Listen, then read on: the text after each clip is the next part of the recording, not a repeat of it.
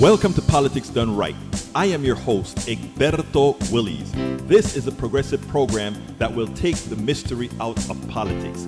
This is the program that will encourage you to make sure government becomes we the people. Whether you are liberal, progressive, conservative, or otherwise, you get to air your point of view. We are an independent media outlet that, unlike mainstream media beholden to corporations, we only owe allegiance to you. Remember, you can also send me a tweet at EGBERTOWILLIES. That is at Egberto Willies. Let us engage. It is Politics Done Right. Welcome to Politics Done Right on KPFT 90.1 FM Houston, your community radio station. We have a great program for you today. Today we have Sarah Terrell. Stop Houston ISD takeover now. Like it or not, Benjamin Dixon and Rebecca Azor interviews yours truly. Anyhow, it is becoming more customary than not for each session of the Texas legislature to pass more draconian laws. 2021 is no exception. Houston activist Sarah Terrell explains some bills and give the state of Texas, read Greg Abbott, the ability to run our local Houston ISD school. Our schools are about 20% of the local budget and $2 billion. Should we cede that power to the state by removing local control and oversight? Ms. Terrell explains why we must act, and we must act fast. Secondly, I appeared on Like It or Not with Benjamin Dixon of MSNBC and Rebecca Azor to discuss Senator Joe Manchin's holding the Democratic Party hostage to his conservative shenanigans. I really enjoyed the interview with both Benjamin Dixon and Rebecca Azor. It was wonderful being on the show. Folks, please remember, it's Fund Drive. I'm giving you a full show. So in these very little snippets, I ask you to please call 713-526-5738. Again, that number is 713-526-5738, and give whatever you can to support KPFT in the name of Politics Done Right. But you know what? We have some special offers for you. I have 3 books, As I See It, Class Warfare, the Only Resort to Right-Wing Doom, for a $120 pledge. Remember, you never have to give this all at once. The second book, It's Worth How to Talk to Your Right-Wing Relatives, Friends, and Neighbors. Again, that is a contribution of $120.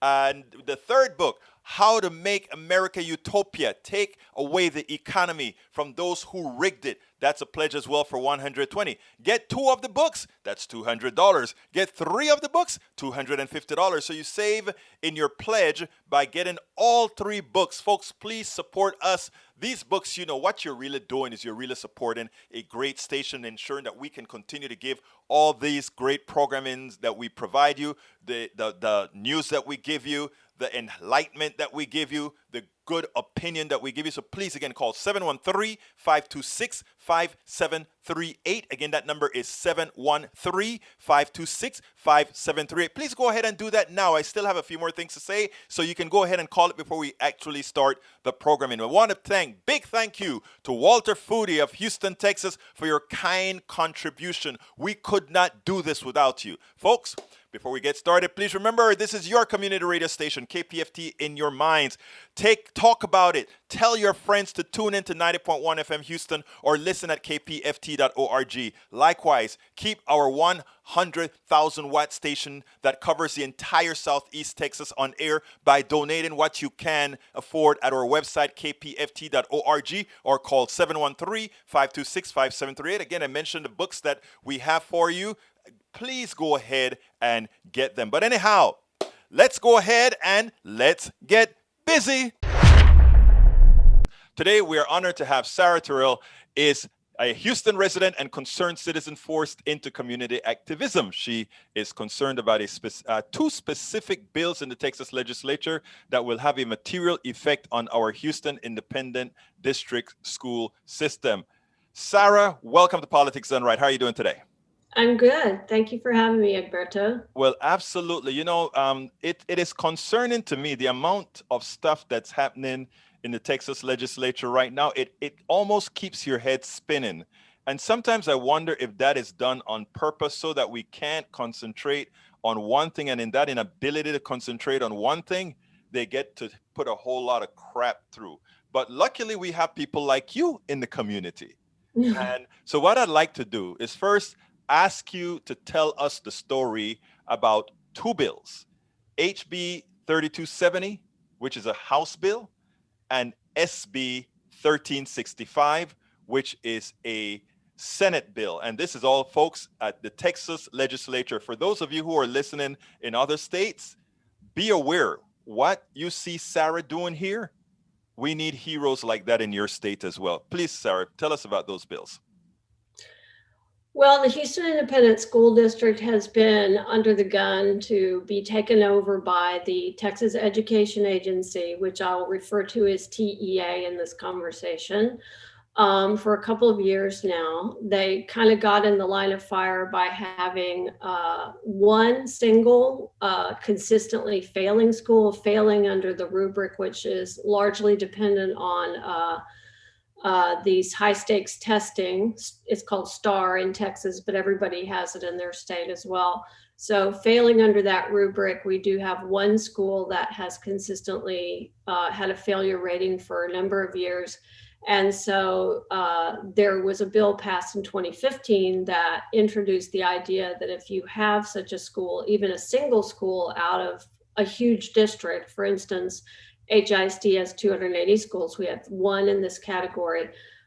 Then you are a target for being taken over by the TEA, and your board of trustees, your elected board, would be replaced by an appointed board of managers. So because TEA is run by a government appointee, he's the TEA commissioner is the title here in Texas.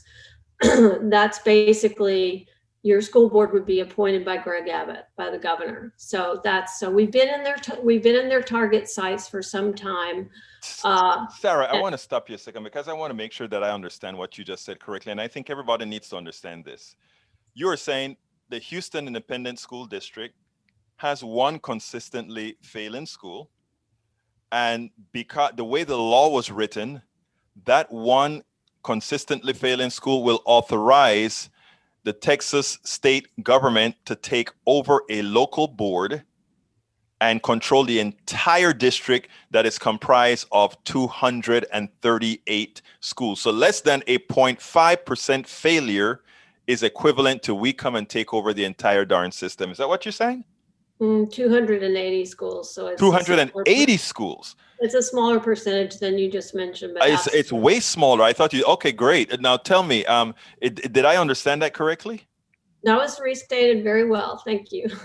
Okay, please continue. Thank you for that. I just learned that. I didn't know that. Yes. And that is not something that that's not a threat we've had to face all our lives. Basically, Texas has been in the business of public schooling for 150 years. We've never needed this law before. It was introduced in 2015, and it was passed with a lot of people not understanding how draconian it is and how you could get into this bind with a single school in a very large district. But of course, the larger your district is, the higher the chance that you will have such a school. Exactly. Because the more you're a big city, the more you're serving poverty, poverty pockets and places where children have a problem passing the STAR test and so on. So it's inevitable that Houston would have been basically the first one up. So the next thing was that, so they tried to take us over. They announced they were going to do a board of managers, and Houston ISD trustees have a certain amount of money at their disposal. And they said, we're going to sue you. And so this lawsuit has been going through the courts for well over a year and has had the effect of delaying the takeover. So this has been extremely frustrating to those who designed the original bill in order to basically sort of entrap big city school districts like Houston. And they're very disgusted. And as so often happens when a law doesn't work in practice, they go back and the next time they meet, they modify the law. So that's where these two bills that I wrote about in the Texas Signal, that's where they come in. So they are House Bill 3270, which is now off the table. It died Thursday night based on a technical problem with the bill. But the remaining one is the Senate version, which is Senate Bill 1365. Now And let's talk about the first bill first. The House bill. Do you happen to know what the specific technicality was that caused it to die? I do. It was one I've never heard of, but I really don't know that much about the ledge. It's been very very educational this year for me to try and follow this issue in the ledge. But there's a thing called a legislative summary of the bill, or it's called an analysis. And apparently it was materially wrong. It left out some important provisions in the bill, so that if you were a legislator and you're only reading the summary and trying to decide to vote based on that, the bill itself is 20 pages of legalese, then you might make a wrong decision because there was a chunk missing from the analysis. And that was called to the attention of so we need to introduce the characters here. Let me introduce the characters really quickly. Representative Harold Dutton, who is a Democrat, and his district covers mostly Fifth Ward here in Houston. He is the one who is pushing this takeover. So he is the author of House Bill 3270. So that was his bill. He is also the chairman of the Public Education Committee. So he was responsible for making sure that any analysis that's posted online with that bill is accurate and complete, and it wasn't. So it was kind of a double embarrassment for him. First of all, it was his bill. Second of all, it's his committee. So his bill got shot down on a technicality that was, in a sense, that landed in his lap as well. And I think he was quite upset by that. So the effect was that the very next day, he grabbed the backup plan, which is Senate Bill 1365, which is very similar. And he called a quick and special meeting of his committee, and he tried to vote that one out of committee, and it failed 7-6. So he didn't like that one bit. So he spent the next 2 or 3 hours twisting arms and called another committee meeting on the House floor, huddled around a desk, because by that point in the afternoon, the full House was in session. So they couldn't afford to have a separate committee meeting in a separate building because they all needed to be there for the full House. So there is a videotape of this huddle meeting. And sure enough, he got a couple of people to switch their votes and to vote the bill favorably out of the committee. So the thing is still alive. And now you said there's another protagonist, which is a Republican. So we had the Democrat from the area where that school is deficient. Is that correct? Correct. Okay, so that school that is causing this takeover is in his district. It is, and in fact, it's his alma mater. It's Phyllis Wheatley High School, and it is a hard one to turn around, and it's made tremendous amount of improvements. So even though it has stayed in a quote F rating or unacceptable rating, it has come much closer over the years to passing.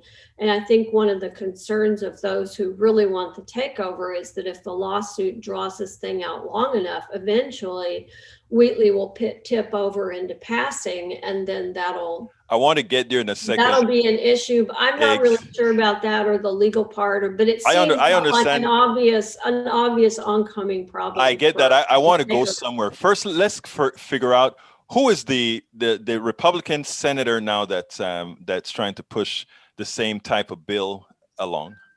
So that would be the author of Senate Bill 1365, and that is Paul Betancourt. And you might. He's a Houston area politician as well. Yes, and why don't you ask me if he has any part of HISD in his district? Does he have any part of HISD in his district? He does have like a couple of schools. So out of 200. Just two. Yeah, something like that. So most of his district is suburban. I think it's more Cypress area.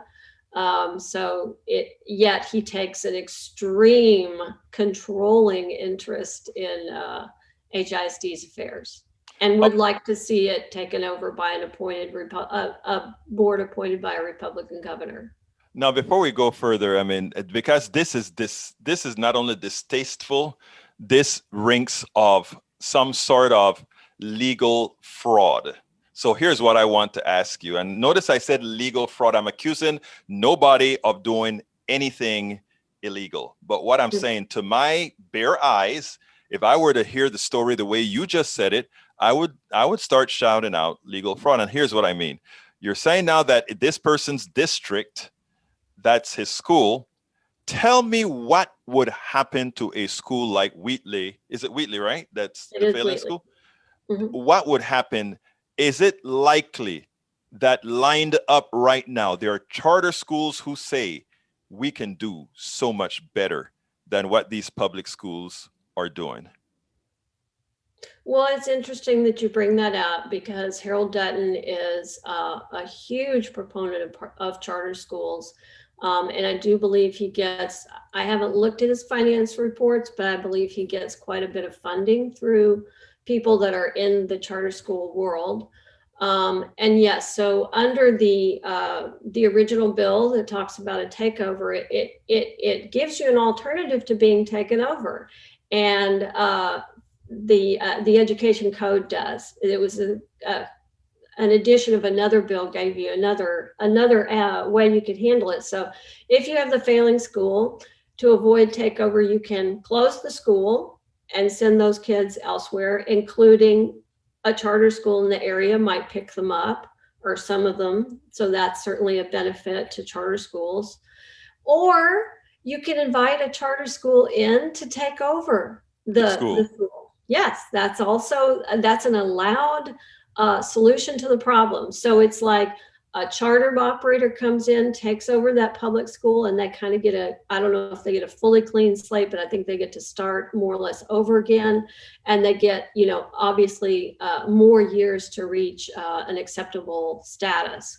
But for the public school system itself, your choice is basically close it, give it up, or let yourself be taken over. And what HISD said was, none of the above, see you in court. And that was very, very,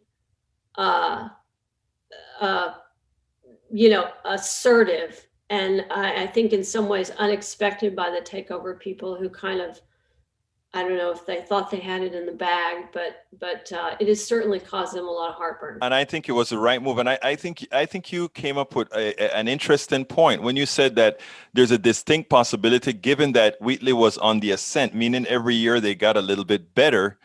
They just might have gotten where they needed to get on their own without having, which would make any type of takeover moot. But from what you're also telling me is that the law that makes one school out of 238 schools cause the entire district to be taken over wasn't passed until 2015, which ranks of some sort of legal fraud. In other words, let's do something that allows a private sector system, meaning read a charter school, to come in.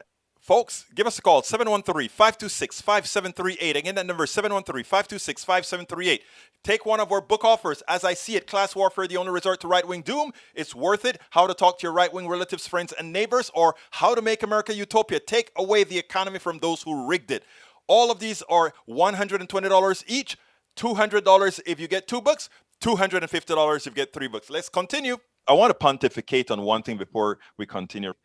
It is a mathematical impossibility, folks, for charter schools to be less expensive than public schools. Henceforth, instead of having a charter school come in, get specialized teachers to go into that school and make it better, and pay them to make it better. The only way a charter school can be cheaper is to have ineffective, lower paid teachers. Because again, shareholders have to be paid out of these charter schools, and even if they are nonprofits, their executives make more than any principal, etc., etc., etc. So the charter school mantra is a fraud. It's important that you understand that. It is important that you understand that charter schools, and I'm making an absolute statement. Charter schools are fraud. They cannot mathematically be less expensive than a public school that has no profit motive. That's an absolute statement that cannot be refuted. Sorry to say that, but I mean, this particular item, Sarah, really gets to me. And that's why we need warriors like yourself out there, because a lot of us don't know what's going on. We don't. And when we have somebody who can concentrate on an issue like you have, it becomes that much more important. So going forward, what we know where these bills are now. What can you tell Houstonians specifically, but people around the country that run the risk of finding themselves in this situation, their schools in this situation? Well, first I want to loop back a little bit to some things that you just said, because I want to kind of disentangle the charter school issue from this takeover issue. Sure. Because they are not directly related. They are related in the sense that once you have, the Republican appointees as your school board, your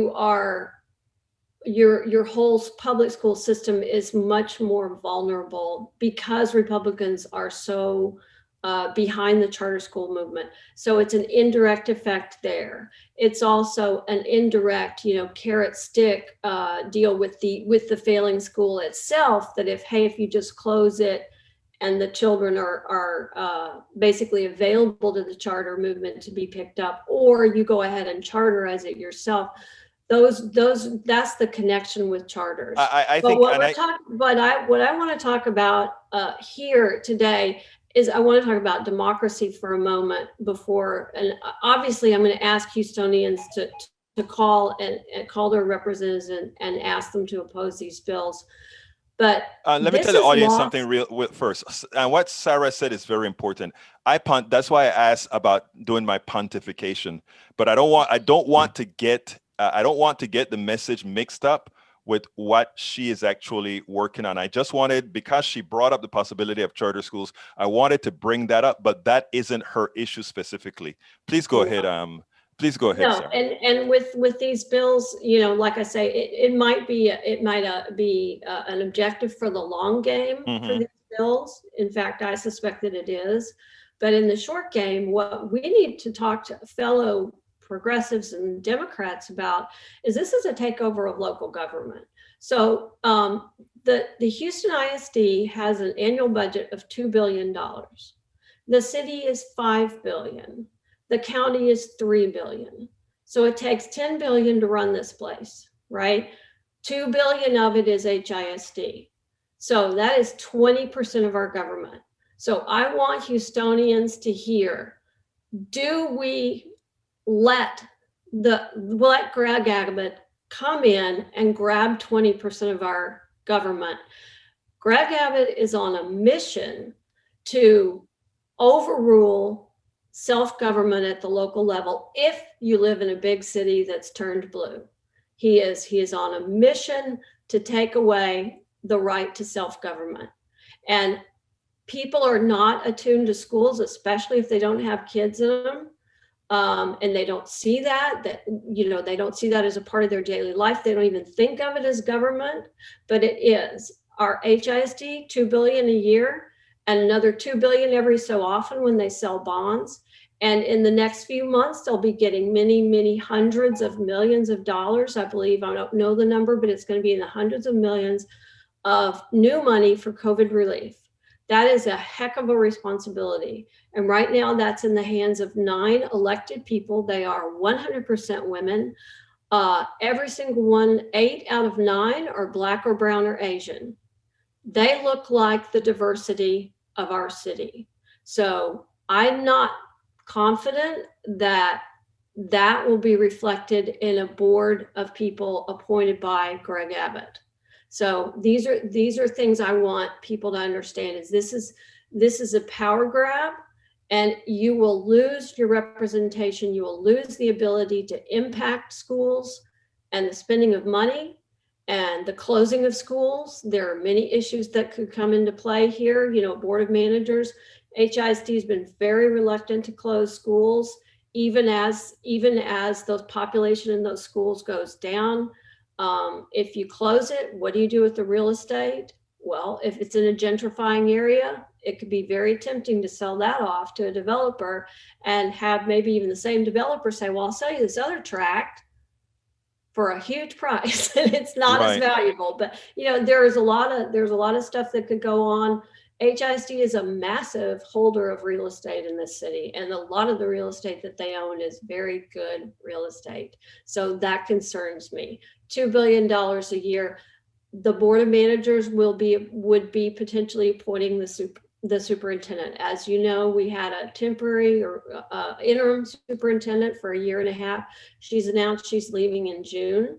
So if the board of managers can get here fast enough, they can choose their own superintendent. Even if they don't, they can kick out whoever we've got and replace that person. Maybe. I'm not sure about contracts, but I mean, you could always buy out. We can buy a contract out. Yeah, that's right. They could buy the contract. So once you have the superintendent and all the votes on the board, you are in control of a ton of money. So these are all issues that are very, very concerning to me, we need to think about that as Houstonians. I think it is, first of all, it's great that you centralize on that issue of democracy and local government. I think that is so important for people to understand why it is that they need to be concerned on this particular issue. So tell me, when is this bill going to be voted on, and how can Houstonians and others, everybody impacted by the Houston Independent School District, do something about it? And how, most importantly, how can people all around this country catch this before it gets as far as it has here in Houston? Well, the bill, first I want to talk just a tad bit about Bill 1365 and what it does, because it's scary in its own right. So obviously it's meant to sew up the holes that were exposed, the inefficiencies by the lawsuit and the technical flaws in the law.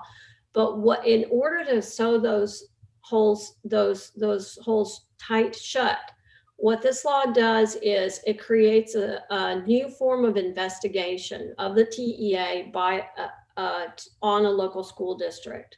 So TEA by TEA of a local district, right? And they've changed these to be called special investigations, and they can be initiated for any number of reasons, but one of those reasons is at the discretion of the TEA commissioner. And then whereas we did have investigations already, but the resulting penalty was basically, the laws said it had to be appropriate to what was going on in the investigation. So many times the penalty was your accreditation status would change. This law says that the penalty can be takeover. It doesn't say that in those words, but it basically says it can be any discipline that the TEA commissioner decides upon. So in other words, it says, make sure you can initiate a special investigation at your discretion, and then you can penalize at your discretion. So you can shut down a school that way. And then they introduce another avenue for takeover. They can, again, at the TEA commissioner's discretion, appoint a conservator for any single school in the district that they have a concern about. Maybe it's got a D rating. Maybe it doesn't have an F rating. It has a D rating, something like that. So they put a conservator, which is sort of like a monitor and a helper. I'm not really sure what a conservator does, but it's a TEA appointed person that is assigned to a school.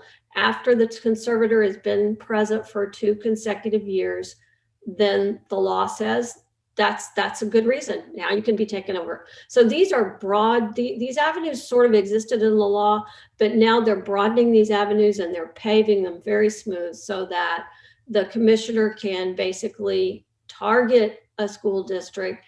And if he wants a takeover to happen, he can make it happen. And by the way, there are no rules that explain that designate how long would be the term of a board of managers. They have some very specific rules that say that when they decide to leave, they'll leave gradually. They'll gradually be replaced by a few elected officials every so years. So even every few years. So even leaving is a long drawn out process where they'll retain the majority of the board for much of that process, but their initial term is not designated.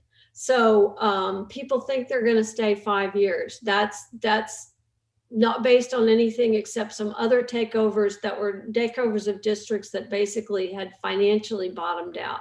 So that is not the case with Houston at all.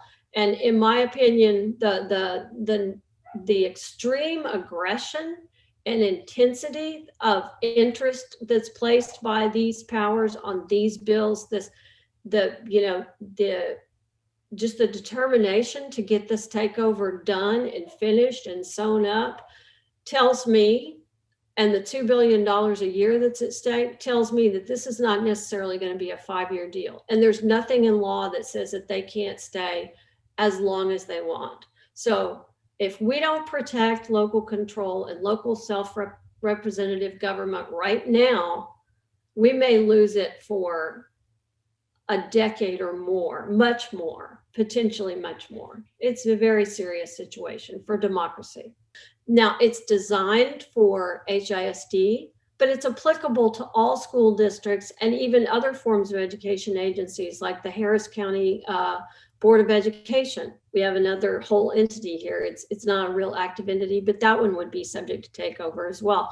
So across the state, but the issue is who's going to come up in their gun sights. It's not going to be a red medium-sized city in East Texas. It's going to be Houston or Dallas or Austin or San Antonio, a blue city with a ton of schools and a ton of opportunities to create these pretexts. So that's how the bill works. So 1365, you asked me, when is it going to come up? So Representative Dutton did ram it out of his committee on Friday through the huddle meeting on the floor of the House. And it is now with the Calendars Committee. So the Calendars Committee will give it a place on the schedule to be heard on the floor of the House. And I suspect because he is so fired up about this, about getting this done, that it will be within the next week. So what I would love to see is that everyone within earshot of you called their House of Representatives, because the 1365, let me go back and explain why that was there for Dutton to just grab it and move it forward. It already passed the Senate. Once it passes the Senate, it comes to the House to be considered by the House. So it was sitting there ready to go if his bill failed, which is exactly what happened. So it's no use calling your senator, your state senator. Call your state representative.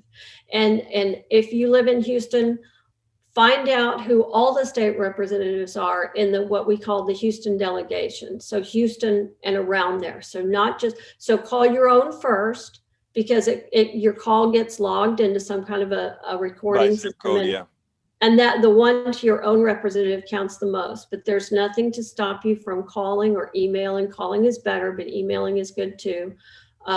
All of the Houston area ones, and just say, you're part of the Houston delegation. I expect you to step up and protect our representative local government and keep us from being taken over. So that's what I'm asking for people to do. And of course, it doesn't hurt to branch out and call other representatives. I mean, if you could see my phone, my recent call log, it's pages and pages of 512-463, because I called something like 100 representatives on Thursday. I just kept calling. Excellent. Well, look, I get a little obsessive, but Sarah, that is not obsessive. Each call is a minute or two. You have a quick blurb, and you just ask them to vote against the bill that you're talking about. On Thursday, I was calling about 3270, but when I repeat that process, I'll be calling about 1365. Whether it's been scheduled for the floor vote or not, I will do it starting Monday. Sarah, this is important information. Everybody in Houston and the surrounding areas and the rest of the country needs to hear. I mean, first of all, I want to thank you for your, I said you are a Houston resident, a concerned citizen forced into community activism, and you do it well. Thank you so kindly for having been on Politics Done Right. Folks, please remember, it's Fund Drive. I'm giving you a full show. So in these very little snippets, I ask you to please call 713-526-5738. Again, that number is 713-526-5738, and give whatever you can to support KPFT in the name of Politics Done Right. But you know what? We have some special offers for you. I have 3 books.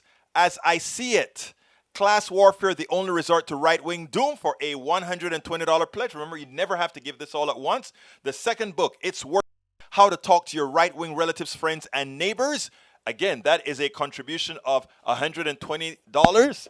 And the third book, How to Make America Utopia, Take Away the Economy from Those Who Rigged It. That's a pledge as well for $120. Get 2 of the books, that's $200. Get 3 of the books, $250. So you save in your pledge by getting all 3 books. Folks, please support us. These books, you know, what you're really doing is you're really supporting a great station, ensuring that we can continue to give all these great programmings that we provide you, the news that we give you, the enlightenment that we give you, the good opinion that we give you. So please, again, call 713-526-5738. Again, that number is 713-526-5738. Please go ahead and do that now.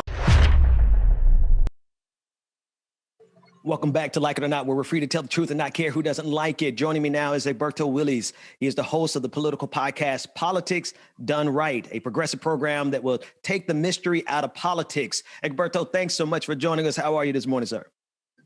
Man, it's my pleasure to be on your show, Ben, and it's great being with you, Rebecca. I mean, I watch you guys, and, you know, earlier this morning, I got up earlier than normal to listen to what your intro was going to be, and, man, you guys are on point. You guys are on point. Thank you. Thank you so much. I appreciate it. Yeah, I was on your program a couple of weeks ago and I enjoyed myself so much. I'm like, I absolutely had to get you to come on and talk. And I think this is a perfect time.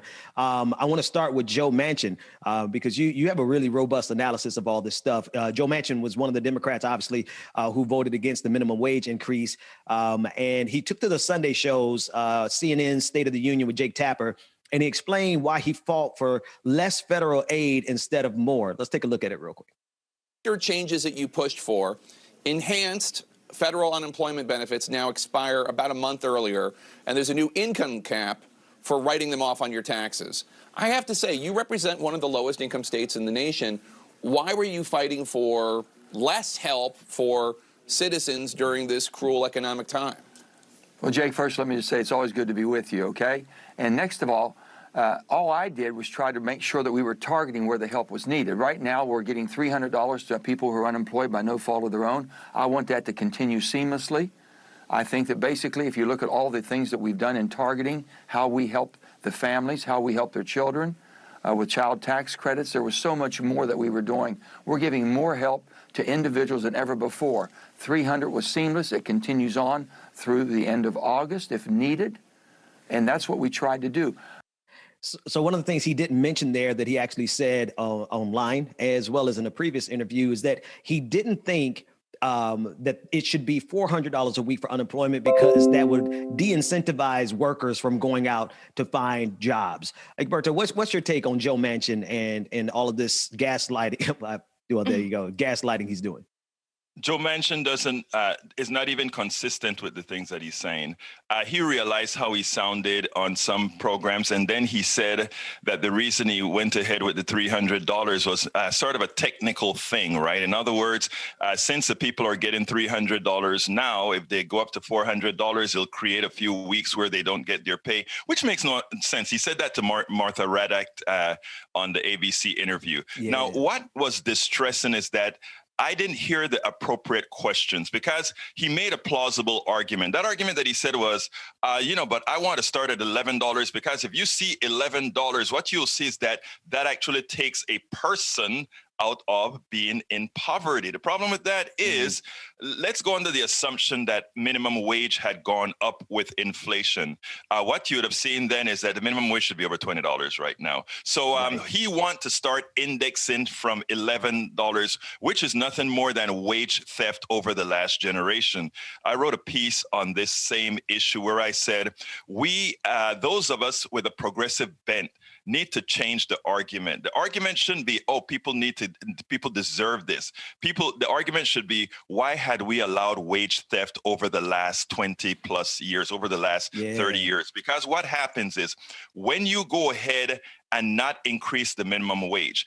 That owner of the bakery store, flour goes up every year, sugar goes up every year, butter goes up every year, the rent goes up every year, and that baker pays it every year.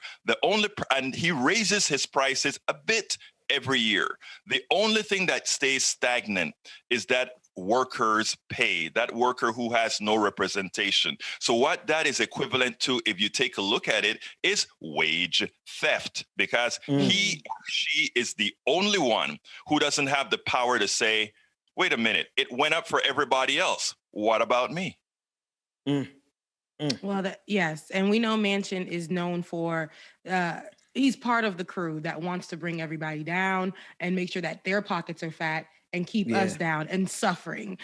So next up, Manchin was on Fox News Sunday with Chris Wallace, and there he explained his opposition to removing the filibuster. Let's listen to that.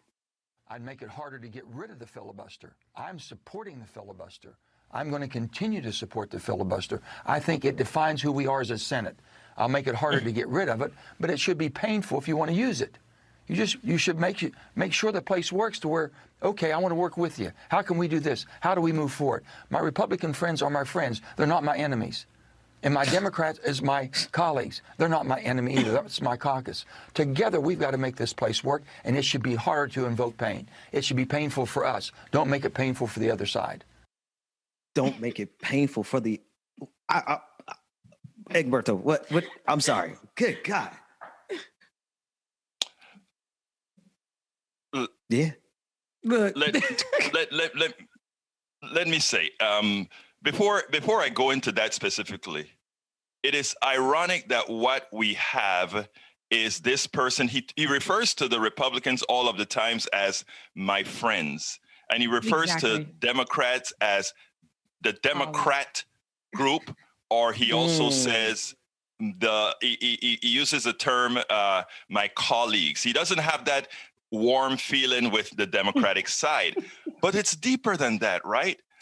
Chuck Todd knocks on this, and Chuck Todd isn't the bastion of liberalism or anything like that. Chuck Todd says, but wait a minute, the filibuster is not in the Constitution. It doesn't have anything to do with what the Founding Fathers want. Not that I care what the Founding Fathers wanted, right? After all, that's 3/5 of a person. But he said, the Founding Fathers didn't even have that, in which Manchin was like, the Founding Fathers wanted this to be a deliberative body. Well, it's not a deliberative body. It's a body that can't get anything done. That's not deliberative. But as far as the filibuster is concerned, he's really protecting himself. He represents neoliberalism like no other, and with his daughter picking up the slack. So that is to be expected. You're hitting on all these points, right? So it is not a deliberative body. It's a malfunctioning body. It's not getting anything done. And so help the people understand then why the establishment portion of the Democratic Party continues to support people like Joe Manchin when at times when we need a critical vote, he's always there to side with Republicans. The establishment, I heard you guys talking about the monarchy earlier, right? And I love the conversation because I love some of how Rebecca put it. But here's the kicker. We have a certain gravity in this country, and the people that are feared the most are the people who empower people. So the establishment has a decision to make. Do we start off a fission reaction? In other words, a chain reaction where people really start to feel empowered. Ben, I know you know about the Powell Manifesto, where when progressive values were really making it big in this country. Lewis said, oh my God, these guys are going to realize that the current economic system, really, they're getting screwed. So we have to make sure and infiltrate everything so that the power base will be lost to the masses if we don't do this. So they infiltrated the colleges, the universities, the school, the media, and many others. That's why I love programs like yours, because you cut the crap. You really cut the crap. The establishment is scared. The establishment, of the Democratic Party wants to do more than the establishment of the Republican Party, but they don't want to do too much, because too much means people would be too empowered. Now, as far as Ben Manchin, we are stuck. I think for now we are stuck, because he may think that he has power, but right now we just need to use him for whatever we can get. And then the progressive base really has to empower itself to really put the people that really need to be there in there. And I think we can. We can, but I think we have to play it very smart. So when you say like play it very smart and go, the progressive people have to make sure we empower, are you saying what's the call to action that you're saying we should do? Should we continue pushing to mobilize voting, educating our certain communities about who these local people are, who the people are over their state, who the people are in office, so they know? What would you say that we can move this progressive movement forward? We can continue it to get those people like Manchin out of those spaces. First of all, I'm going to tell you this. I love what I'm seeing right now. I love what you guys are doing. You all represent the generation that's going to make the change. In other words, what y'all, when I see my younger cohort out there doing this on their own, when I see my younger cohort out there in the streets, when I march with BLM, when I march with Ladies Who Lunch, when I march with all these guys, and I'm not only talking marching for the sake of marching, because damn it, we've done a hell of a lot of marching and no action. Okay, what I've seen is people now who are effecting change, people who are really making a difference in what they're doing. So I think that is what's important. So when you ask me what's the call for action, the call for action is let's get busy and continue doing what we're doing. Go TV, educating. I think the biggest part is educating people to what is actually happening and how things work. You guys are doing a good job. I see a lot of other organizations, a lot of other small things doing the same thing. So I think we are correctly on track. I think we have to keep it up. I think the one piece that we're missing right now is integration of all these disparate pieces that are doing hard work. No, that's huge. And I think that has to be the next stage in this evolution, right? Like the disparate pieces in media, which is why, like, when we connected, I'm like, I want us to continuously connect, because without us unifying at some level, it doesn't mean we all have to start a company together. But if we don't have like some camaraderie amongst all of these different platforms, these different media outlets, these different organizations that are doing organizing on the ground, we're fighting up against some pretty powerful forces, right? The infiltration that you spoke of, right? It's real. And Joe Manchin and Kyrsten Sinema are representative of that, along with so many other Democrats who are in these spaces occupying seats for the purposes of preventing progress. We're fighting up against billionaires who can drop $10 million on one person's podcast, on Ben Shapiro's podcast. So without that unification, Egberto, I don't think we're going to make it. Could you speak on that a little bit more? Yeah, well, I several years ago, when I started doing this, I said, what I want to do, one of the things I want to do is work in collaboration all over. And what I mean is not only online, I mean in print, I mean in every fashion together, people of like minds. Because when you take polls as far as what people want are the things that many of us represent. And the problem is we have forgotten things like one person, one vote, even though with the Electoral College that presents an issue. But in the aggregate, one person, one vote. And what we have to do is detach money from people's vote. There's nothing that says inherently that if I throw a lot of money at something, that inherently they're going to vote a certain way or whatever. An educated person will take your money and vote their conscience. And I think that is where you come in, where Rebecca come in, where all of us come in.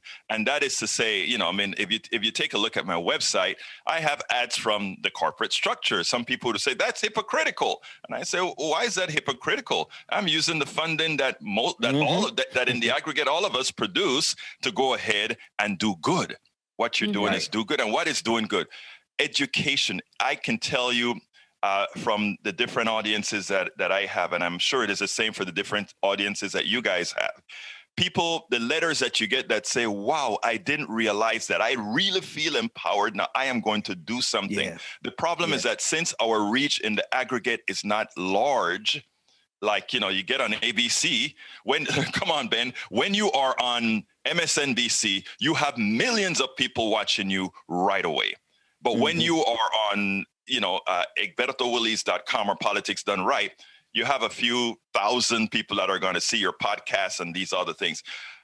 But the way you increase the scale is through what I call geometric progression. Geometric progression says if one person talks to 5 and teaches that 5 persons how to talk to 5, if you take a look at how geometric progression works, you can reach the entire country, but everybody has to be on point and everybody has to be educated to how this stuff really works and not feel defeated. I have one person on my show all the time, but the rich people always win. And I'm like, because most of the people feel the way you do. Now let's talk about how do we change that feeling?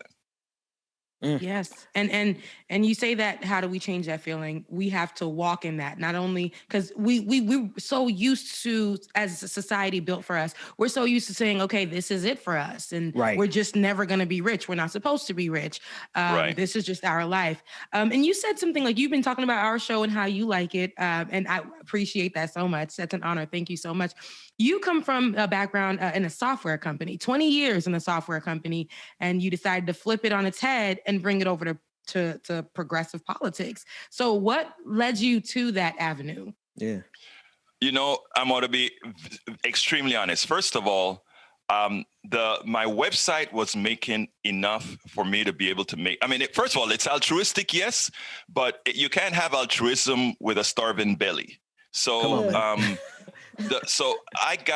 I was making enough from the website that I could make the transition. I turned my license over to somebody, the license for the products that I created, to another good friend of mine. And then I started this sports, because I've always been active at the University of Texas. I was in the South African Liberation Action Committee, the Afro-American Culture Committee, the Caribbean Central American Association, and all these things. So I've always been active politically. When I went to work for corporate America, I had to tamper that down and blog with a pseudonym. When I formed my own software company, of course, I had to blog with a pseudonym. But when my daughter went off to college, I could really be who I wanted to be. And many times I would sit down in dark and like, damn, somebody got to do something about that. Somebody has got to say something about that. Or when somebody says something on the TV that makes no sense, it's like, why isn't somebody talking about that? Right. And I remember sitting down in the dark once and saying, well, damn it, you're always talking about what somebody has to do. You do it. And since I was a software guy and I understood computers, all that good stuff, I just created my own little one-person production company and started doing it. And when it came to doing things like, well, when they say something wrong on TV, who is there to refute it? Well, I started doing that. I hear Chuck Todd say something or something that should be asked. Like I didn't hear them ask Manchin about wage theft. So I did a blog with the video that says he should have asked that, and put it out there. Got, I don't know, probably 20, 30,000 views on that. So, it was, all of us have our core profession when we go to college. And then I say the next thing we have is a passion and a reason. And now I'm doing my passion for a reason. Yes. Politics done right. Yeah, I feel that. I felt that, man. Tell everyone how they can find your work and watch your show and your podcast. Well, thank you for giving me that opportunity. You can go to politicsdoneright.com, politicsdoneright.com to visit us. You can also go to Twitter and subscribe to Egberto Willies. That's on the screen right now.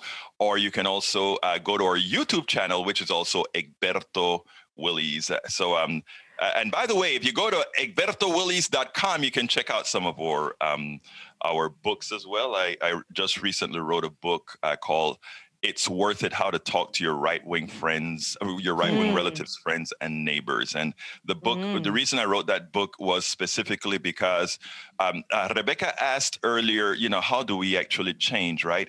And how do we get rid of the folks like Manchin and all these guys? We are going to have to bring other people into the fold. And whether they're progressives or not is of least importance. What's of most importance is how are they going to vote? Are they going to support the policies that support us all?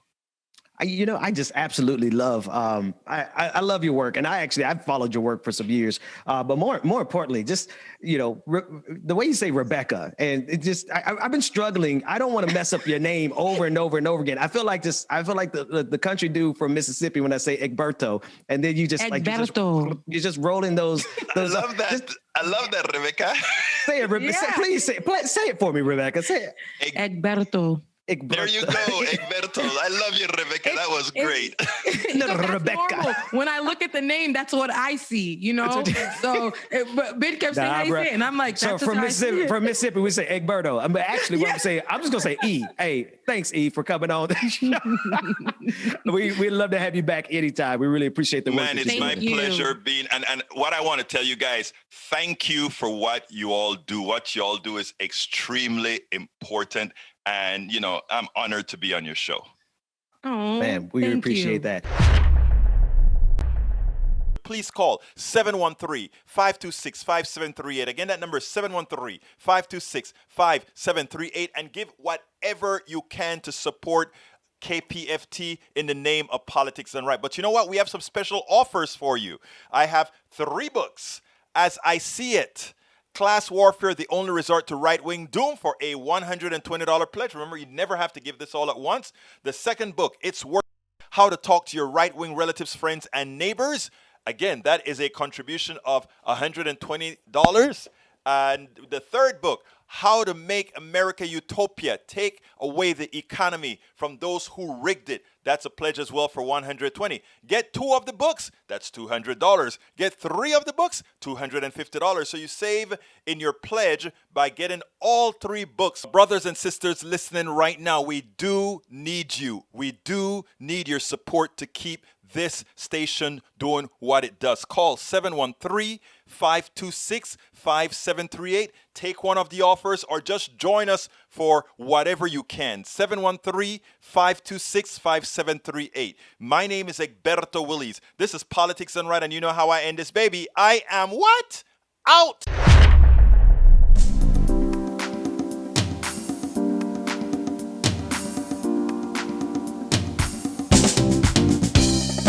Welcome to Politics Done Right. I am your host, Egberto Willies. This is a progressive program that will take the mystery out of politics. This is the program that will encourage you to make sure government becomes we the people. Whether you are liberal, progressive, conservative, or otherwise, you get to air your point of view. We are an independent media outlet that, unlike mainstream media beholden to corporations, we only owe allegiance to you. Remember, you can also send me a tweet at EGBERTOWILLIES. That is at Egberto Willies. Let us engage. It is Politics Done Right.